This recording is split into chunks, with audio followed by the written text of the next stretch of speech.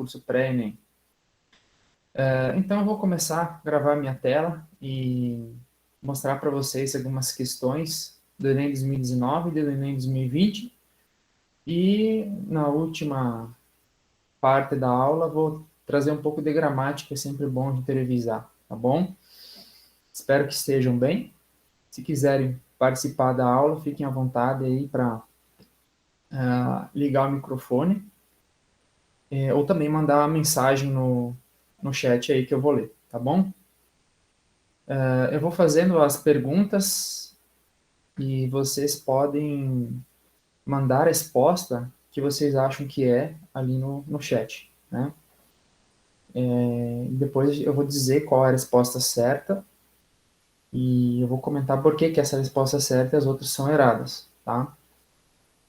Basicamente, o Enem de português ele é interpretação, mas, além da interpretação, o aluno ele precisa ter um entendimento de recursos do português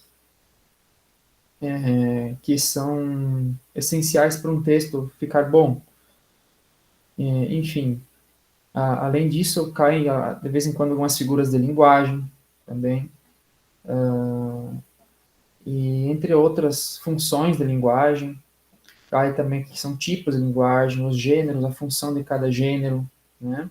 E é isso que vocês vão ver agora. Eu já tenho dado diversas aulas falando sobre o que cai, e eu cheguei à conclusão que não é só interpretação.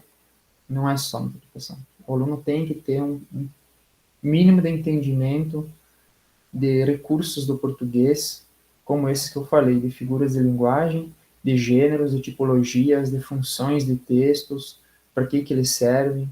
A gente tem que ter em mente que quando a gente pega um texto na mão, por exemplo, a gente está na rua passeando e alguém entrega um panfleto, aquele panfleto ele tem um objetivo, ele tem uma finalidade, né? Quando você vai fazer uma receita, mesmo que seja pela internet, aquela receita tem outra finalidade. E é isso que o Enem quer saber. Se você entende das finalidades de um texto e para que eles servem, né? Se você sabe como argumentar ou identificar os argumentos de alguém que está falando uma opinião, né? Então, o Enem ele não é só interpretação, o aluno também tem que ter esses entendimentos sobre textos, sobre como um texto é escrito, qual é a sua estrutura, o que tem que ter nesse texto, né? Então, se vocês têm interesse em estudar melhor para o Enem, anotem, peguem um caderno, anotem o que são tipologias textuais, o que são gêneros textuais, eu já falei aqui nas aulas, né, as tipologias de narração, descrição, injunção, exposição, e os gêneros são esses que eu estou falando, né, propagandas, receitas, a própria redação também é um gênero. O que eu vou mostrar para vocês agora é um gênero também, é uma apresentação, mas geralmente no Enem cai propaganda, bastante propaganda, infográfico, que é um gênero novo aí que está aparecendo muito, infográfico, que é infográfico é aquela mistura de palavras com imagens para tentar explicar alguma coisa que está acontecendo.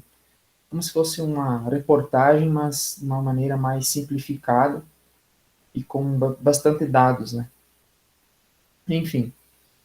E no final da aula, como eu falei, ali na última parte da aula, vai ter a parte de gramática. A gente vai estudar hoje tipos de sujeito e também sobre conjunções.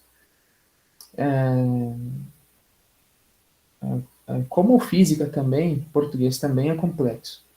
E é meio difícil a gente ensinar em pouco tempo. Mas o que eu vou fazer é uma revisão, né? E se por acaso vocês pensarem assim, olha, professor, aquele negócio que você ensinou lá, eu não entendi direito lá na aula. Eu preciso que tu me explique de novo. Então vocês podem me chamar aí no WhatsApp particular. Alguns dias atrás eu ajudei um aluno que queria fazer uma redação melhor.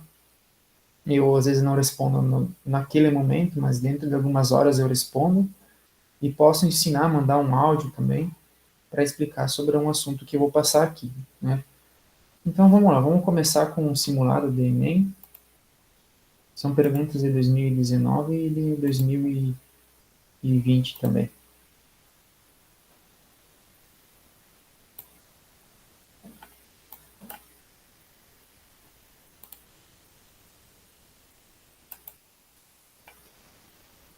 Essa é a nossa sexta aula, nós vamos ter mais duas depois. E essa é a nossa pauta, como eu falei, né? Vamos começar então com as perguntas. Na verdade, antes das perguntas, eu preparei esse slide porque eu queria falar um pouco sobre funções e linguagem. A gente acabou de falar aí sobre gêneros e tipologias, e todo gênero de texto ele tem isso aí. Esse é o esquema de um texto. Todo texto, para ser um texto, ele precisa ter todas essas funções, né? Todo texto ele está num. O texto em si é uma mensagem, né? Vamos começar por aí. O texto é uma mensagem. Essa mensagem, ela só existe porque tem alguém que remete ela, alguém que fala ela. O remetente é quem, de onde sai a mensagem. Por exemplo, nesse momento eu sou remetente, né? O remetente tem a função emotiva. Emotiva não de emocionar, é emotiva não de se expressar, né? Então ele está se expressando. Eu expresso uma mensagem por meio de palavras. As palavras estão na nossa língua, que é a língua portuguesa, poderia ser qualquer outra língua, e a mensagem é transmitida para alguém que é o destinatário. Tem que ter um destinatário, senão você está falando sozinho, né? Falar sozinho não tem muito sentido. Então, tem uma mensagem que é falada pelo remetente e vai para um destinatário, que tem a função conativa, que é a função de escutar. Escutar ou ler, também pode ser um texto escrito. Então é isso, essa basicamente é isso. O remetente, ele expõe uma mensagem e tem um destinatário, né? Eu estou vendo agora aqui quem mandou bom dia foi a Aline. Não, a Sabrina mandou bom dia. Bom dia para você também, Sabrina. Essa, essa, esse esquema também, ele tem que acontecer em um canal. Como assim em um canal? O canal é por onde vai passar essa mensagem. Por exemplo, agora o nosso canal é o Meet. O Google Meet é o nosso canal nesse momento, online, um canal online. A gente não está frente a frente, presencialmente. Mas, se estiver frente a frente, o canal é a própria presença, o canal da fala, né? Ou da escrita, certo? Então, o canal por onde vai se passar essa mensagem? Pela TV, pela internet, ou frente a frente, por meio de palavras, por meio de escrita. E todo, toda a mensagem ela é feita por meio de um código, né? Que são as nossas palavras, né? Ou esse código pode ser também uma imagem, ou um desenho, até uma foto transmite uma mensagem. Às vezes você está conversando com alguém e ela mostra uma foto. Ela não precisa dizer nada. Aquela foto pode ser tão significativa que a pessoa já entende, certo? Quantos filmes que existem que não tem falas, né? Ou músicas que também não têm falas, também são mensagens. Imagens, sons, o som da chuva, como está chovendo agora, também transmite uma mensagem. A nossa roupa transmite uma mensagem, gente. Então, o código, como diz ele, é metalinguística. Metalinguística são diversos tipos de você se expressar, não só escrito, não só fala, existem diversos outros. Uma expressão facial, né, a expressão do nosso corpo transmite muitas mensagens. Então, esse código ali não se refere exatamente a palavras, mas também a outras coisas, né? A outras formas de linguagem. Dança, esportes também são formas de linguagem. Função referencial, então, é o contexto. O contexto é aonde o contexto ele reúne todas essas características, né? Aonde é falado, quem falou, com quem falou, né? Por que falou. Então esse é o contexto da mensagem. Essas são as funções de uma mensagem. Por isso que eu trouxe essa questão aqui para falar sobre as funções da linguagem, né? Essa pergunta, ela quer saber qual é a função dessa linguagem. Para que serve a linguagem do texto? Né? A função da linguagem que predomina nesse texto se caracteriza por o quê? Aí nós temos, podem ver que tem cada opção, tem 3 verbos ali, né? Evidenciar, convencer, informar, estabelecer ou enaltecer alguma coisa. Enaltecer, para quem não sabe, é você tornar mais importante, né? É você chamar atenção para alguma coisa. E evidenciar também tem esse sentido de tornar importante, de mostrar evidências, né, de colocar uma luz naquilo. O Instituto de Arte de Chicago disponibilizou para visualização online, compartilhamento ou download sob licença de Creative Commons 44 mil imagens de obras de arte em altíssima resolução, além de livros, estudos e pesquisas sobre a história da arte. Para o historiador de arte Bendor Grosvenor, o sucesso das coleções online de acesso aberto, além de democratizar a arte, vem ajudando a formar um novo público museológico. Grosvenor acredita que quanto mais pessoas forem expostas à arte online, mais visitas pessoais acontecerão aos museus. A coleção está disponível em 6 categorias: paisagens urbanas, impressionismo, essenciais, arte africana, moda e animais. Também é possível pesquisar pelo nome da obra, estilo, autor ou período. Para navegar pela imagem em alta definição, basta clicar sobre ela e utilizar a ferramenta de zoom. Para fazer download disponível para obras de domínio público, é preciso utilizar a seta localizada no lado inferior direito da imagem.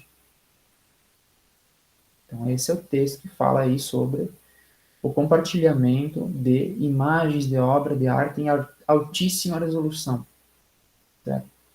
Uma forma aí de promover a arte online para que mais pessoas possam assistir.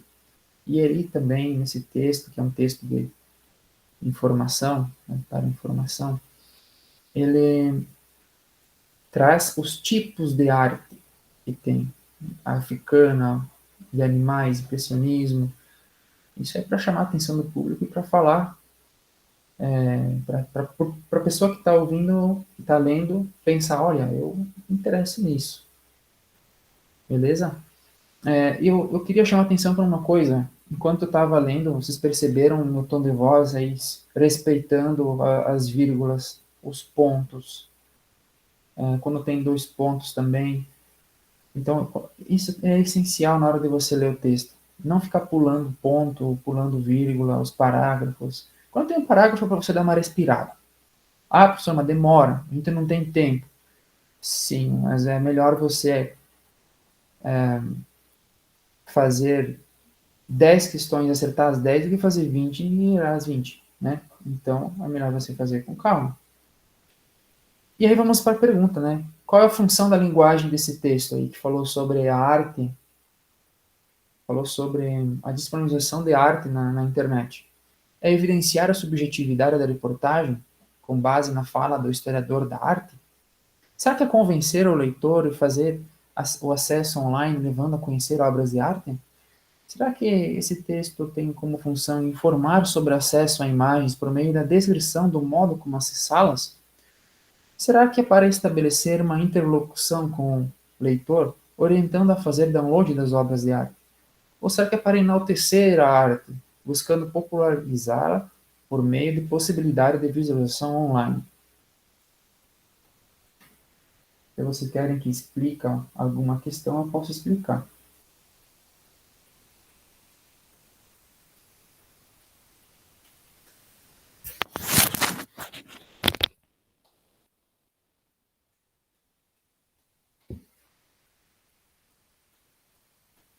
Bom, o pessoal está respondendo aí, temos uma divisão entre alunos que acham que é a C, outros D e outros Z, certo? A resposta é a C. Eu falei aí, inclusive, quando estava explicando, que é informar, né? Esse texto quer informar para a gente. Lembra que eu falei que tem textos que servem para narrar, outros para descrever, outros para dizer opinião, outros é para expor alguma coisa? Esse texto é para descrever, para informar as pessoas sobre algo que está acontecendo, né? Não é a letra D, porque não quer estabelecer uma interlocução com o leitor. Por exemplo, o objetivo deles não é ensinar você a entrar lá no site e baixar. Senão seria uma espécie de manual, né? Um manual, um tutorial de como acessar. Não é isso. Esse é um texto que está informando as pessoas sobre o que está acontecendo. Claro que fala ali sobre como faz para fazer o download, mas é uma simples frase assim de orientação. Não é um texto inteiro de orientação, e sim apenas uma frase. Então não é esse o objetivo, não é orientar. E não é letra E, porque não é um texto assim de opinião para falar a importância da arte, né? Não é um texto assim para valorizar a arte, e sim para dizer, ó, pessoal, vocês gostam de arte? Querem baixar imagens, né? Acessar imagens online de graça? Então, ó, entre nesse site e tal, e é isso aí, façam isso e deu. É uma era uma notícia, né? Inclusive foi publicado na revista Bula, não sei se vocês viram ali, ó, revistabula.com. Então, uma revista possui reportagens. Esse é uma notícia que tem lá na revista. Agora vamos falar sobre esse texto da questão de 2019 também. Esse texto possui o seguinte enunciado. Nessa crônica, olha, crônica é um gênero. Eu vou explicar o que é crônica para quem não sabe. Crônica é um texto curto, com poucos personagens, que acontece em poucos lugares, diferente de um romance que são horas e horas e horas de histórias e que acontecem em diversos lugares, diversos personagens. Aqui não. É o contrário de um romance. É uma narração, sim, mas ela não tem tantos personagens, tanta coisa escrita, tantos detalhes, né?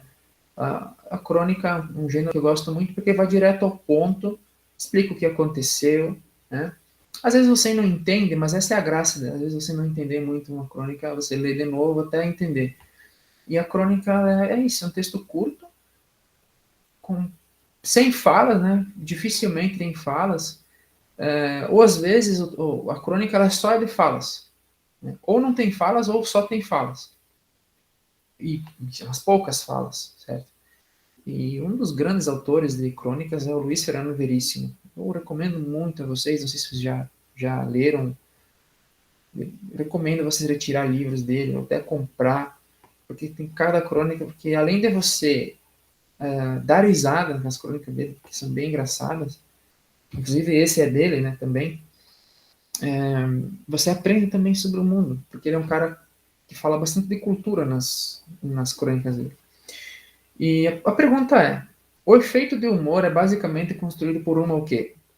Já que nós temos uma segmentação, uma ordenação, uma estrutura composicional, uma sequência narrativa ou uma seleção lexical. Seleção lexical é uma seleção de palavras. Vamos ler então a crônica aí do Luiz Fernando Veríssimo. É de morte salvar. Morte, é de morte. Detetive particular, está na plaqueta. Tem um escritório numa galeria de Copacabana, entre um fliperama e uma loja de carinhos. Dá só para o essencial, um telefone mudo e um cinzeiro. Mas insisto numa mesa e numa cadeira. Apesar do protesto das baratas, elas não me vencerão. Comprei um jogo de máscaras. No meu trabalho, o disfarce é essencial, para escapar dos credores. Outro dia entrei na sala e vi a cara do King Kong andando pelo chão. As baratas estavam roubando as máscaras. Espisoteei meia dúzia. As outras atacaram a mesa. Consegui salvar a minha bique e o jornal. O jornal era novo. Tinha só uma semana. Só uma semana. Mas elas lavaram a agenda. Levaram a agenda, perdão. Saí ganhando. A agenda estava em branco. Meu último caso fora com a funcionária do Erótica, a primeira ótica da cidade com balconista topless. Acabara mal. Morte. É de morte estava na plaqueta. Seria bom a gente ler de novo esse texto para tentar entender, né? Eu vou ler novamente, rapidinho aqui. Ó. Fala sobre um cara que é um advogado, pelo que eu entendi, E ele... Eu acho que é Divo, e É ele... detetive, não é? Detetive, desculpa. E ele não tem trabalho. Tá falido, tem barata no quarto dele, lá no quarto não, no escritório dele. E ele tá sem emprego, tá sem... Tem as baratas atacando. Detetive particular, está na plaqueta. Tem um escritório numa galeria de Copacabana, entre um fliperama e uma loja de carinhos. Dá só para o essencial, um telefone mudo e um cinzeiro, mas insisto numa mesa e numa cadeira. Apesar do protesto das baratas, elas não me vencerão. Comprei um jogo de máscaras. No meu trabalho, disfarce essencial para escapar dos credores. Outro dia entrei na sala e vi a cara do King Kong andando pelo chão. As baratas estavam roubando as máscaras. Espisoteei meia dúzia. As outras atacaram a mesa. Consegui salvar a minha bic e o jornal. O jornal era novo, tinha só uma semana. Mas elas levaram a agenda. Saí ganhando. A agenda estava em branco. Claro, saiu ganhando. A agenda não tinha nada, ele não ia esquecer de nada. Não tinha nada na agenda. Não tinha ninguém para contratar ele, né? Meu último caso fora com a funcionária do Erótica. A primeira ótica, Erótica é o nome da ótica. Primeira ótica da cidade com um balconista topless. Acabar mal. Morte, é de morte, está na plaqueta. Ele nem ganhou a causa, né? Desculpa, não ganhou a causa, ele é detetive. Ele não conseguiu encontrar o que a mulher lá pediu. Não, acabar mal, não deu certo. Eu acabei confundindo. Nessa crônica, o efeito de humor é basicamente construído por uma segmentação de enunciados, baseada na descrição dos hábitos do personagem, ordenação de constituintes oracionais. Constituintes oracionais são orações, são acontecimentos em sequência, no qual se destaca o núcleo verbal.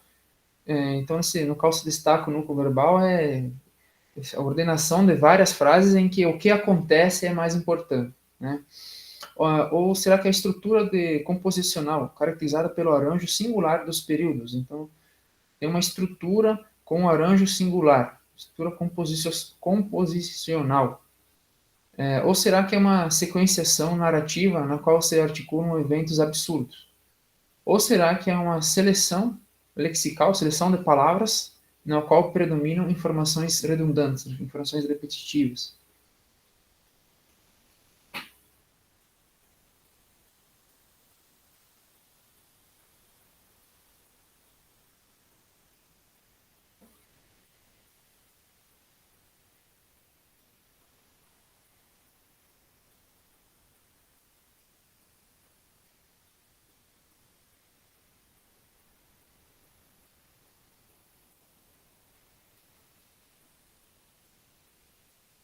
A resposta é a D.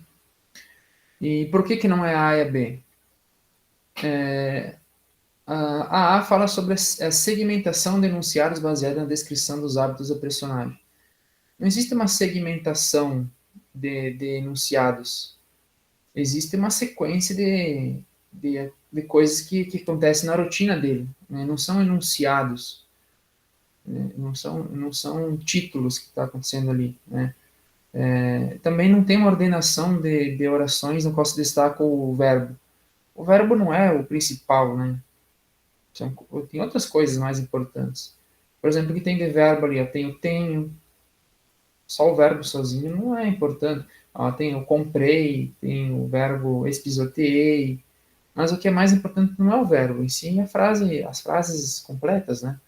Então é uma sequenciação narrativa na qual se articulam eventos absurdos. São eventos absurdos um em cima do outro. A questão das baratas, as baratas carregarem uma agenda, é uma coisa absurda isso, né? Ah, a, o jornal que ele diz que é um jornal novo, mas que tem uma semana, né? A funcionária do Erótica, a primeira ótica da cidade, uma ótica que se chama Erótica, outro absurdo, né? Outra crítica que ele está fazendo. Com a balconista topless, né? Outro evento absurdo. Então são sequências de eventos absurdos. Tá bom? Eu vi aqui que a Bruna mandou uma pergunta, eu não estava olhando para o celular, ela pediu, eu vou voltar aqui na questão, ela pediu, será que o objetivo não seria popularizar? Não sei se ela está falando dessa questão aqui, eu acho, né? Isso, é que eu coloquei eu chutei no caso letra E, por causa da palavra de popularizá-la ali, que tem. É. Olha, eu acho que a letra E fala assim, vamos ler. Enaltece a arte buscando popularizá-la por meio da possibilidade da visualização online. Só que quem está fazendo esse texto não é o Instituto de Arte de Chicago. Não foram eles que criaram esse texto. Não. Se fossem eles que tivessem feito, chamando as pessoas, né, mostrando imagens e falando assim, ó, você quer ter acesso a essas imagens e tal, clique aqui. Seria uma propaganda, seria enaltecer a arte, seria uma forma de você expor, né? Expor para as pessoas, enaltecer, expor a arte. Esse texto não está expondo, ele está informando as pessoas. Né? A revista Bula falou assim, ó pessoal, você gosta de arte? Você quer acessar a arte de graça? Então, acesse ali e tal, e tal. Só que não é um texto que fala assim, olha pessoal, a arte é legal, a arte é importante, vamos ver a arte, a arte tem uma função muito boa na sociedade. Então isso seria enaltecer a arte, você elogiar a arte. E esse texto não está elogiando, ele está falando, ó, você gosta de arte? Então acesse o site, baixe, são 44 mil imagens gratuitas. Esse é o objetivo, entendeu? Uhum, entendi. Vamos para agora uma questão do Enem 2020, da prova amarela. Ela tem uma propaganda, tá? Eu vou ler primeiro o enunciado, como eu sempre digo, é melhor ler o enunciado primeiro para saber o que ele quer da gente. Essa campanha de conscientização, a gente começa já por campanha. Campanha é propaganda. Agora sim a gente vai fazer uma propaganda para tentar enaltecer alguma coisa, tentar valorizar alguma coisa. E é uma campanha de conscientização. Então, a propaganda que não é para vender um produto, ela é para convencer as pessoas de uma ideia. Daí ela fala assim: sobre o assédio sofrido pelas mulheres nas ruas, constrói-se pela combinação da linguagem verbal e não verbal. Aí você deve estar pensando, professor, o que é linguagem verbal e não verbal? Deve ter alguém aí que não sabe, então eu vou explicar. Linguagem verbal, isso eu expliquei nas primeiras aulas. Linguagem verbal é palavras, né? Palavras escritas ou faladas. Pronto. Em várias línguas. Né? Em todas as línguas é a linguagem verbal. E tem palavras. E a linguagem não verbal é o que não é palavras, mas transmite uma mensagem, como eu falei no início da aula. Até a nossa roupa transmite uma mensagem. Jogos, danças, expressões corporais, expressões faciais, enfim, tudo que transmite uma mensagem. Imagens, desenhos, fotos. A imagem da mulher com o nariz e a boca cobertos por um lenço é a representação não verbal do. Então, a mulher cobriu o rosto com um lenço. Né? Não é uma máscara. Ela só cobriu o rosto com um lenço. Tá? Eles não estão querendo falar de Covid. Estão falando de outro assunto. E vamos ler então o que está escrito na propaganda, depois vamos para as opções. A propaganda, vou até dar um zoom na tela para vocês enxergarem bem. Então ela tem uma mulher com um lenço no rosto, parece que é um espelho aqui, né? Um formato de espelho. E está escrito assim: para nós, a rua é um campo de batalha. Então ela está se preparando, colocando ali a máscara, né? O lenço, perdão, para se preparar para o campo de batalha. Então, essa representação da imagem da mulher com o nariz e a boca cobertos por um lenço é a representação não verbal do quê? Então, o que eles querem representar aí com essa imagem da mulher se cobrindo para sair da rua? Ela está se cobrindo para ir para a rua. Para nós no sentido mulheres, né? A rua é um campo de batalha. Será que eles querem expressar, representar o silêncio imposto às mulheres que não podem denunciar o assédio sofrido? Será que essa propaganda ela quer representar uma metáfora de que as mulheres precisam defender-se do assédio masculino? Será que essa propaganda é uma representação do constrangimento pela qual passam as mulheres e sua tentativa de esconderem-se? Ou será que é a representação da necessidade que as mulheres têm de passarem despercebidas para evitar o assédio? Ou será que essa representação da mulher se escondendo tem a ver com, e as palavras, né, tem a ver com a incapacidade das mulheres protegerem-se da agressão verbal dos assediadores? É uma pergunta difícil, porque são várias opções parecidas, mas pensem no que está escrito e no que ela está fazendo ali no desenho. E lembre que isso é uma campanha de conscientização.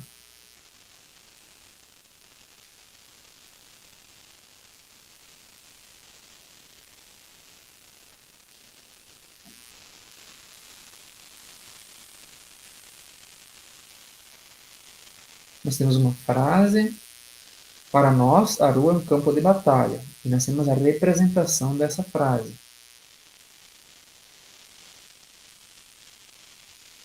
Quem vai num campo de batalha tem que lutar ou se defender. No caso, os dois, né? Lutar e se defender.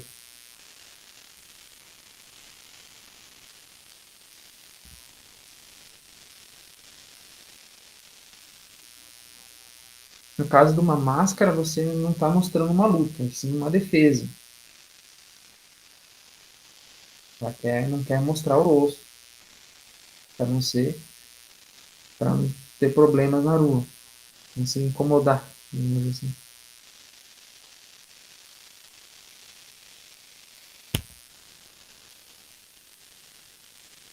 Bom, tem pessoas achando B, outros C e outras A. Está bem dividido aí. Isso é uma questão difícil porque parece que todas estão certas, né? Mas a resposta é a letra B. Nós temos uma metáfora aí de que as mulheres precisam se defender-se do assédio masculino. Então, a imagem é uma metáfora da propaganda, né? As mulheres não fazem isso, né? Mas no sentido metafórico, elas fazem. Como eu digo assim, no sentido metafórico, né? Hoje a gente usa máscara por causa do Covid, mas as mulheres às vezes têm que se esconder do assédio, né? E a metáfora disso é cobrir o rosto com um lenço, para não mostrar o nariz e a boca, para que o homem não fique olhando e não fique falando e assediando ela, né? Então, é a metáfora de que as mulheres precisam se defender do assédio masculino. É uma defesa o lenço, certo? Não que as mulheres façam isso, né? Mas as mulheres dão um outro jeito de se defender. Às vezes não indo para a rua, ficando em casa, ou às vezes não passando por lugares, certos lugares, né? Então, é isso que ele quer dizer. Defender-se do assédio. E aí, teve gente que marcou letra A, né? Deixa eu ver, letra A. Letra A fala sobre o silêncio imposto às mulheres. Não está falando de silêncio, né? Está falando da questão do assédio ali, né? Uma metáfora do assédio, né? Outras colocaram sobre a letra E, a capacidade das mulheres se protegerem. Não, porque ela está indo para a batalha, né? Ela está se amarrando a violência para ir para a batalha. Ela não é incapaz de se defender, senão ela não ia para a batalha. Ela vai encarar o assédio, mas com um lenço, né? Outros marcaram, isso, né? Um falou que é a letra C, constrangimento pela qual passam as mulheres no tentativa de esconder-se. Não está falando do constrangimento, porque ela ainda não foi para a rua, não está falando dela se constrangindo na rua. Fala dela antes de ir para a rua, ela está ali no espelho se preparando, então ela não foi ainda para a rua. Então, por isso que é uma metáfora de como que as mulheres precisam se defender tanto do assédio dos homens. Então, de tanto que elas se defendem, elas precisariam usar um lenço para não mostrar seu rosto, para poder se defender deles. É uma metáfora, né? Elas não fazem isso, mas é como se precisasse fazer. Porque tem cada homem idiota, né, que faz comentários idiotas também. Então, essa é uma forma de se defender, não mostrar o rosto na rua. Então, é isso. Agora vamos para a questão 4. Acho que tem a 4 e a 5 ainda de 2020. Eu vou agilizar aqui, então. A inter-relação entre a tecnologia e a sociedade tem estimulado a criação de aplicativos. Nesse texto, isto é percebido pelo desenvolvimento de aplicativos para. Então, ela está falando sobre tecnologia. Uma coisa recorrente que acaba caindo no Enem, tanto 2019 quanto 2020, perguntas sobre tecnologias. Por isso, eu recomendo vocês lerem notícias de tecnologias. Existe um site muito legal chamado Tecmundo. Eu leio periodicamente, estou lá acessando, vendo as notícias que estão aparecendo. E é bem interessante a gente ficar de olho aí nesse mundo da tecnologia, carros elétricos daqui a pouco, que está chegando, já tem carro elétrico aqui na nossa cidade também. Então a gente tem que ficar ligado nessa questão da tecnologia que está cada vez mais importante aí no Brasil e no mundo, né? Mesmo a gente não gostando tanto, mesmo a gente tentando evitar certas tecnologias, ela é relevante para a sociedade e ela, enfim, ela transformou nossa vida nos últimos anos. Esse negocinho aqui, há uns 10 anos atrás, não tinha serventia nenhuma a não ser ligar, né? Ligar, escutar uma música. Agora, o que a gente pode fazer com ele transforma a nossa vida, né? Tanto para o bem quanto para o mal, se for mal usado. Então, nesse contexto aí de aplicativos, né? Criação de aplicativos. Então, esse texto é percebido pelo desenvolvimento de aplicativos para. Então, ele vai falar sobre aplicativos para quê? Vamos ver. Então. Deu vontade de jogar, mas não sabe como reunir os amigos. Muitas vezes é difícil encontrar grupos para bater uma bola. Que é verdade. Eu, tô, eu concordo. Em função disso, estão sendo disponibilizados aplicativos que reúnem times e reservam espaços para adeptos da paixão nacional. No exemplo dessas iniciativas, é possível organizar uma partida de futebol, se inscrever para participar de um jogo, alugar campos e quadras e convidar jogadores. O aplicativo tem dois tipos de usuários. Um que usa como ferramenta de gestão do grupo, convidando amigos para jogar, vendo quem confirmou, avaliando os jogos. Outro usuário é o que busca partidas perto de onde ele está, caso de pessoas que estão de passagem numa cidade. Estou falando aí de criação de aplicativos para jogar futebol. Uma nova ideia que está surgindo. Achei legal essa ideia, não sabia que existia. E aí a pergunta é: a interrelação entre tecnologia e sociedade tem estimulado a criação de aplicativos? Nesse texto, isso é percebido pelo desenvolvimento de aplicativos para quê? Para a organização de eventos e competições esportivas, para agendamento de viagens para eventos de esporte amador, para mapeamento dos interesses dos praticantes acerca dos esportes, para a identificação da escassez de espaços para a vivência nos esportes, ou para a formação de grupos em comunidades virtuais para a prática esportiva. Leia com atenção as opções. Tem algumas opções aí, nada a ver, mas tem duas bem parecidas. E uma palavra diferencia da outra, e essa palavra é determinante aí para o resultado, para a resposta. Tá?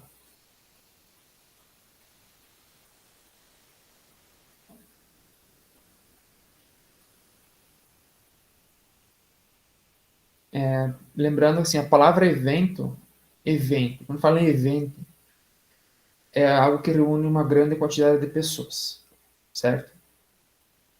Então quero que vocês lembrem disso.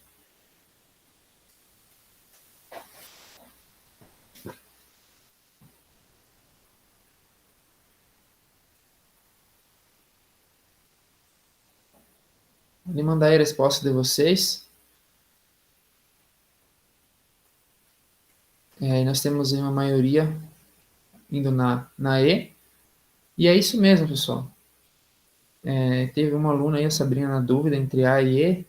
Essas duas que eu digo que são parecidas, mas qual a diferença? Uma fala sobre eventos e a outra fala sobre comunidades virtuais, formação de grupos. Grupos não são eventos. Formar um grupo para jogar bola não é um evento. É um grupo que joga bola. Evento em grande quantidade de pessoas. Um evento esportivo é um jogo de futebol oficial, né, de um campeonato. Não é o caso. Então a resposta é a letra E mesmo. Vamos para a próxima pergunta. Antes dessa pergunta, queria dar uma dica para vocês de leitura. Eu falei antes sobre ler bem, mas eu acredito que tem pessoas que não descobriram isso que eu descobri. Na verdade, eu não descobri isso. Eu li um livro. Eu tenho um livro, agora eu esqueci o nome dele, mas faz muito tempo que eu li ele. Eu era criança ainda quando eu li. E esse livro fala sobre técnicas de leitura. E uma técnica que eu aprendi, que eu levo para sempre, é você não ler assim olhando só para a palavra que você vai ler. Você tem que ler e ir olhando as outras que já tem na frente. Assim você vai ler mais rápido e você vai ver se tem algum ponto, tem uma vírgula, né? Querem ver? Depois, quando eu ler o texto, vocês vão perceber. Bom, essa pergunta do Enem 2020 fala sobre as repetições e frases curtas que constituem procedimentos linguísticos importantes para a compreensão da temática, pois o texto, o que o texto faz, né? Então, está falando sobre essa repetição de pequenas frases. Essa repetição, ela se torna importante para entender o tema do texto. Por quê? Por que essas frases ajudam no entendimento do texto? Porque expressam a futilidade do discurso, porque disfarçam a falta de densidade das angústias, porque ironizam a valorização da cultura norte-americana, porque explicitam a ganância financeira ou porque criticam estereótipos sociais, perdão. Então, por que será que foram usadas essas frases curtas aí na compreensão do texto? Vamos ler o texto. É um texto do Santana, importado velho de Noé. Um livro, né? Um trecho do livro. Eu tenho empresas e sou digno do visto para ir a Nova York. O dinheiro que chove em Nova York é para pessoas com poder de compra. O dinheiro, perdão, pessoas que tenham visto consulado americano. O dinheiro que chove em Nova York também é para nova-iorquinos. São milhares de dólares. Estou indo para Nova York. Onde está chovendo dinheiro? Eu sou grande administrador. Sim, está chovendo dinheiro em Nova York. Deu na rádio. Vejo que há pedestres invadindo a via onde trafega meu carro vermelho, importado da Alemanha. Vejo que há carros nacionais trafegando pela via onde trafega o meu carro vermelho, importado da Alemanha. Ao chegar em Nova York, tomarei providências. Vamos ler de novo, o texto é meio confuso, né? Para mim ficou. Eu tenho empresas e sou digno do visto para ir a Nova York. O dinheiro chove em Nova York. É para pessoas com poder de compra, pessoas que têm um visto do consulado americano. O dinheiro que chove em Nova York também é para nova-iorquinos. São milhares de dólares. Estou indo para Nova York, onde está chovendo dinheiro. Sou um grande administrador. Sim, está chovendo dinheiro em Nova York. Deu no rádio. Vejo que há pedestres invadindo a via onde trafega o meu carro vermelho importado da Alemanha. Vejo que há carros nacionais trafegando pela via onde trafega o meu carro vermelho importado da Alemanha. Tem carros nacionais, o dele é importado. E lá tem carros nacionais trafegando na mesma rua que a dele. Então ele está aí valorizando Nova York, dizendo que é uma cidade top, né? Que ele está passeando com seu carro importado da Alemanha. Só que está chovendo dinheiro lá e tem pessoas passando de carro nacional na mesma rua que a dele, né? A dele, ele tem um carro importado da Alemanha e tem carros nacionais junto do dele. Isso ele está um pouco indignado. Né? Ao chegar em Nova York, tomarei providências. Está indignado aí com o povo pegando o dinheiro aí que está sendo espalhado em Nova York. E os carros nacionais dele é importado. Vamos ver então. Então, a repetição de frases curtas, tem várias frases que repetem a questão de chover dinheiro, a questão do carro dele que é importado, né? Constituem procedimentos linguísticos importantes para a compreensão da temática do texto. Por quê? Por que essas frases são importantes? Para expressar a futilidade do discurso de poder e de destinação do narrador? Para disfarçar a falta de densidade das angústias existenciais narradas? Para ironizar a valorização da cultura norte-americana pelos brasileiros? Para explicitar a ganância financeira do capitalismo contemporâneo? Ou para criticar os estereótipos sociais das visões de mundos elitistas. Elitistas é a visão do mundo da elite. Qual vocês acham que está certo? Lembre que ali nem fala que o cara é brasileiro, né? Então você tem uma noção. Não fala eu sou brasileiro. O texto está escrito em português, mas não fala que é um brasileiro. Então aí já dá para eliminar uma.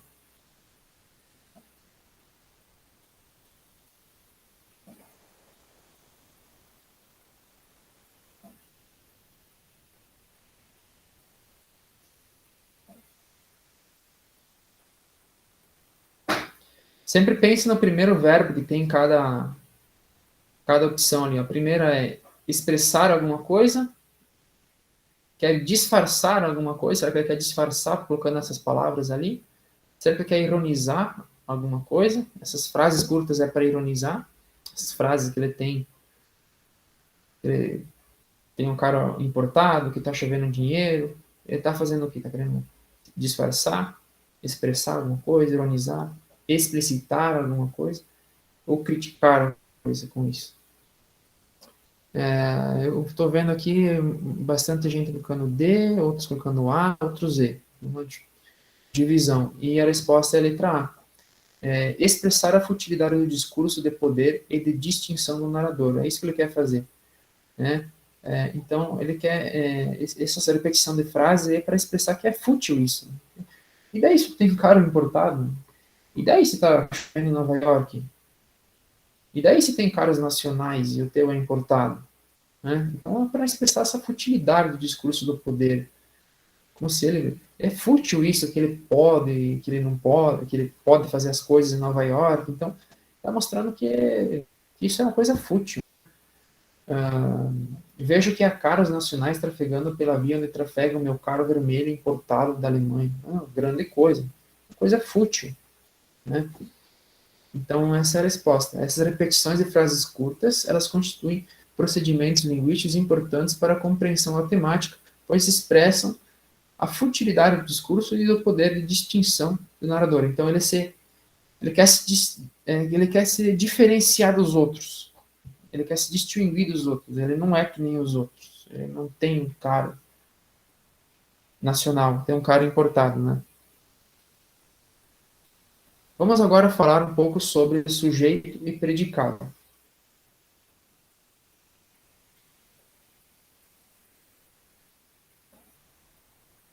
Eu vi que teve gente que marcou a letra D, né? Antes, eu vou falar da letra D antes de ir para o sujeito e predicado. Explicitam a ganância financeira do capitalismo contemporâneo. Não é bem isso, porque não está falando sobre a ganância, sobre o capitalismo. Essas frases curtas não é para evidenciar isso, é para mostrar mesmo que o narrador quer se distinguir dos outros, né, que é uma coisa fútil que ele está fazendo. Né? Então, esse é o objetivo do texto. Tá? Não é falar sobre a ganância. Ele diz que vai tomar providências. Significa que aquilo é uma coisa que não é boa para ele. Ele está sendo intransigente com esse problema. Ou seja, ele é diferente dos outros. Tem um cara importado, os outros não têm. Então, é isso que ele quer dizer. Bom, voltando agora. Sujeito e predicado. Vamos analisar, então. Se vocês quiserem mandar as respostas aí no chat, podem mandar, mas tem que ser rapidinho, porque a gente tem ainda poucos minutos para analisar várias coisas. Então, se vocês analisarem ali, ó, não dá. Por mais que a professora explique, eu não entendo esse negócio de sujeito e predicado. Aí a Mafalda fala assim, é fácil, Miguelito. Se eu digo, por exemplo, esse lixo enfeia a rua, qual é o sujeito? O prefeito, ele pergunta. Pergunto para vocês, na frase, esse lixo enfeia a rua, qual é o sujeito? Para saber o sujeito é só perguntar quem faz algo. Quem enfeia a rua?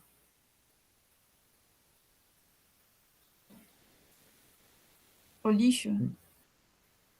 Isso. Só que tem uma palavra junto da palavra lixo, que é o esse. Esse lixo. A palavra esse também faz parte do sujeito, certo? Quem enfeia a rua? Esse lixo enfeia a rua, certo? E o que sobra é predicado. Então, esse lixo é sujeito, predicado enfeia a rua. Então, isso que eu falei está explicado aqui. Né? Quem enfeia a rua é esse lixo. O que esse lixo faz? Enfeia a rua, predicado.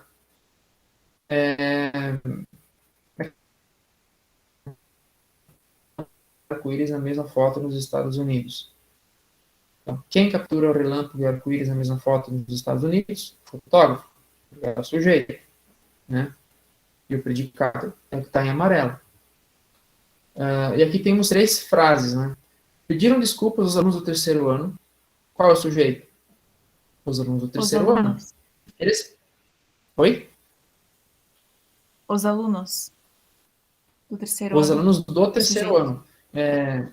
Esse é só os alunos, não é o sujeito completo. Por quê? Esse do terceiro ano se refere aos alunos. Então, não podemos deixar ele de fora. Ele também faz parte do sujeito. Então, quem pediram desculpas? Os alunos do terceiro ano.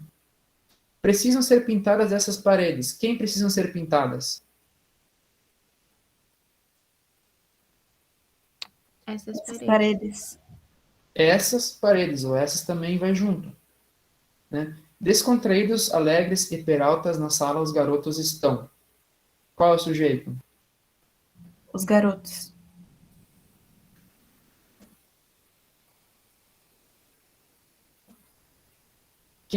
A pergunta faz assim: quem estão descontraídos, alegres e peraltas na sala?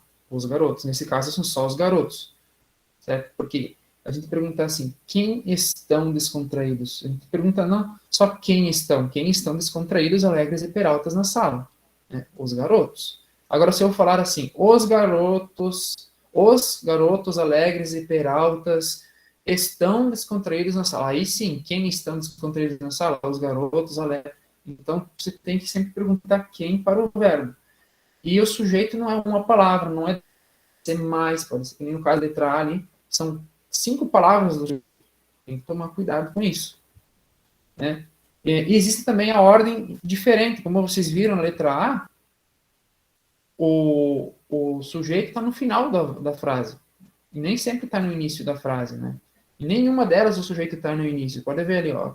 Na letra A está no final, na letra B está no final. Na letra C está ali no meio, quase no final. Então, essas são as ordens do sujeito. Se eu falar as galinhas ciscavam despreocupadas, é a ordem normal. Quem ciscavam? As galinhas.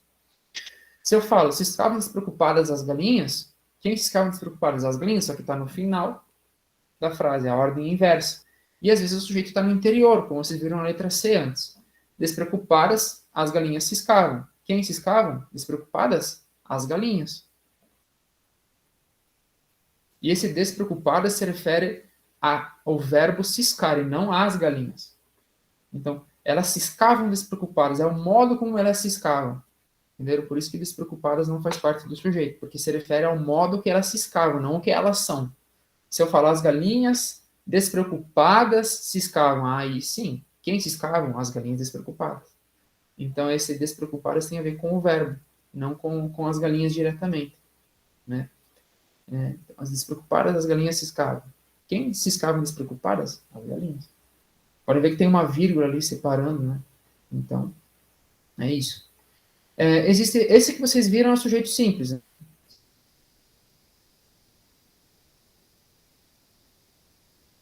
O sujeito simples só tem um lucro, né? Os garotos, aqui é o fotógrafo, aqui é esse lixo, que é o lixo.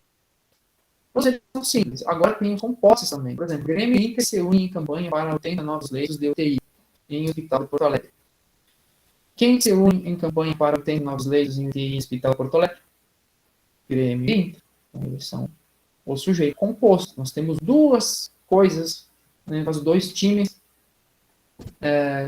que estão fazendo isso ao mesmo tempo. Eles se uniram um com o outro, então o sujeito é composto. Outro exemplo é esse que está aí embaixo. Ó. Blackout Tuesday. Essa é uma manchete do ano passado. Bolt, Tyson, Holyfield e Cia aderem à iniciativa de reflexão sobre o racismo. Quem adere à iniciativa de reflexão sobre o racismo? Bolt, LeBron, Tyson, Holyfield e Cia. Esse Cia significa que tem mais gente ainda, né? E Cia e companhia tem muitos outros. Mas basicamente ali são 5 sujeitos. Então nem sempre tem um sujeito, pode ter 5 ou até mais. Então esse é o sujeito composto, não tem 2 ou mais sujeitos aí na mesma frase. Existe também o sujeito oculto, né? Por exemplo, o Agar, ele está chegando em casa, sempre tem aquela briga do Agar com a Elga, né? Que é a esposa dele. Aí ele chega assim em casa e fala: cheguei, Elga, perdi a batalha, perdi meu saque, perdi meu barco. O que mais pode dar errado? Assim, veja a vaca morreu, o telhado está vazando, roubaram nossas galinhas, o poço secou. Então, tem bastante coisa de errado. Mas vamos analisar os verbos. Quem cheguei? Quando ele fala cheguei, Elga. Quem cheguei? Eu. O Agar. O Agar. Só que no sentido de eu, né? Ele fala eu cheguei. Só que o eu não aparece na frase. Ou aparece? Não, né? Eu cheguei. Perdi a batalha. Quem perdi? Eu perdi. Né? Aí fala assim, vejamos. Quem vejamos? Quem tinha que ver? O Agar, somos nós. Que no caso eles estão falando ali. Então nós, vejamos nós. Né? Eu perdi. Eu cheguei. Só que não aparece esse sujeito. Ele está oculto na frase. Certo? Então esse é o sujeito oculto. É o sujeito que existe, mas ele não aparece na frase. E ele acontece somente nessas duas opções ali. No cheguei e no vejamos. Nos verbos que terminam em ei, né? Cheguei, falei, brinquei. É sempre o eu, né? Eu cheguei, eu falei, eu brinquei. O eu oculto. Ou no amos, né? Vejamos, falamos, brincamos, lemos, que termina com emos. São nós fizemos isso. Então, um sujeito oculto. Tá? Ele sempre acontece no eu e no nós. Sabiam que a língua portuguesa é a única, uma das únicas, na verdade, eu não sei dizer se é a única, mas comparada a outras línguas, é uma das únicas línguas que você pode fazer isso, de eu esconder o sujeito, de eu ocultar ele, não falar ele na frase. É uma coisa que nós temos na nossa língua de diferente. Existe também um sujeito indeterminado, é um pouco diferente. O sujeito indeterminado, você sabe que ele existe, mas não dá para saber quem que é. Não é eu nem nós, né? Eu não sei quem que é. Né? Prenderam o dono das luvas. Daí outro fala assim, que chique. Né? A dona da loja, até prender a dona da loja, até isso ficou chique, né? Ela já é dona de loja, já é chique. Agora, ser presa se tornou algo mais chique ainda. O cara nem percebeu o que aconteceu, né? Prenderam a dona das luvas. Nossa, que chique. É aquela velha valorização que as pessoas fazem com as pessoas ricas, né? Qualquer coisa que o rico faz é legal, né? Prenderam ela. Prenderam a dona da loja. E, nossa, que chique. Mas vamos analisar ali o prenderam. Né? Fala quem prenderam? Não. Alguém prendeu. Ah, professor, é a polícia. Não sei. Pode ser ladrões que prenderam ela em algum lugar. Nós não sabemos quem prender. Porque prender, qualquer um pode prender. Tem vários sentidos, assim, de prender. Tem até o prender de namorar. Né? Então, não sabemos quem prendeu. É um sujeito indeterminado. Outro sujeito indeterminado é quando tem essas placas de alugar, de procurar ou de vender algo. Né? Vende-se, aluga-se. Quem? Não sei. Ah, é imobiliário, professor. Ah, mas você não sabe exatamente quem na imobiliária está alugando. Às vezes nem aparece o nome do imobiliário na placa. Né? Então, quem aluga-se? Não sei. É alguém está alugando, mas eu não sei exatamente quem que é. É o cara lá, aquele carequinha lá. Não sei quem que é. Pode ser. Ah, professor, eu sei quem que é, porque eu sei quem trabalha. Não, mas essa, no sentido geral, se alguém diferente que está vendo o texto, ele não vai saber. Às vezes nem você não tem certeza, porque pode ser que mudou o vendedor lá, né? Vai saber. Então, não sabemos quem que é o sujeito. É indeterminado. Vem-se casa, procura-se cachorro. Quem procura? Não sei. Alguém. E por que existe esse sujeito indeterminado? Porque o que mais é valorizado não é quem está fazendo isso, e sim o que aconteceu. O que é mais importante é quem ter empreendido a dona da loja. É o fato que é mais importante. O que é mais importante é quem está alugando ou o fato de alugar alguma coisa. O que é mais importante é quem vendeu ou o fato de estar vendendo. Numa placa, você não vai colocar assim, eu sou o William, eu sou professor, eu tenho tantos anos, eu estou vendendo. Não, você não vai fazer isso. Né? Vende-se casa, pronto. Você coloca lá direto o que você quer. E aí nós temos ou porque não se sabe quem é, ou porque não tem esse. E para encerrar nossa aula, nós temos o sujeito, outro tipo de sujeito. Na verdade, não é um tipo de sujeito. Por exemplo, a frase, nevou em Urubici ontem à noite. O verbo é nevou. Nevar. Quem? Não sei. Ninguém nevou, porque a neve acontece sozinho, assim como a chuva, assim como todos os fenômenos da natureza. Então, quando aparece assim, choveu, nevou, ventou, é uma oração sem sujeito. A oração sem sujeito, ela ocorre quando nós não temos alguma coisa fazendo aquilo acontecer. Ela acontece por si mesma. Então, são em fenômenos naturais, como eu falei, nevou, choveu, ventou, ou também no sentido dos verbos fazer. Por exemplo, faz meses que eu não vejo. Ela não seria há dias, esse há dias existe sozinho. Faz tempo que eu parei de fumar. Quem faz tempo? Bom, o tempo você faz sozinho, ninguém faz ele. Também no sentido do verbo de ser, por exemplo. Quem são 11 horas? Ninguém, as horas são sozinhas, elas existem sozinhas, né? Já passou um ano? Quem já passou um ano? O tempo passa sozinho, né? E também vai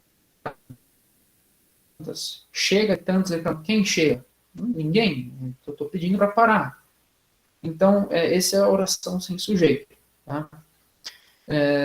Pessoal, nosso tempo de aula se encerrou e as atividades sobre o conteúdo sobre tipos de predicado e conjunções que eu falei que eu ia ensinar ali na pauta, ficar para o próximo encontro. Agora eu vou mandar para vocês lá no grupo do WhatsApp um quiz, um jogo, não sei se vocês já jogaram. É só você clicar no link, colocar o seu nome, acessar e participar. Né? Nesse jogo você seleciona opções e você vai ganhando pontos. Certo? Só que esse problema, ele vai acabar em alguns minutos, assim, ele não dura para sempre. Em questão de horas, ele desaparece. Eu não sei dizer quantas horas, pode ser que hoje de tarde já não tenha mais, eu não sei mesmo. Então, vou mandar ali o link, de preferência façam agora, e não deixem muito tempo passar, porque senão ele vai expirar, ele vai sumir esse jogo, né? É um jogo bem legal, divertido, né? Acho que vocês vão aprender jogando, né? O jogo é sobre tipos e sujeito, que foi o conteúdo gramatical de hoje, tá?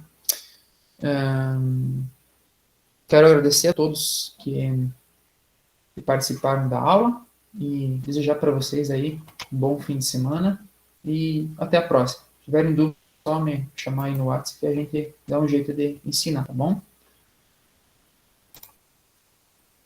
Obrigado.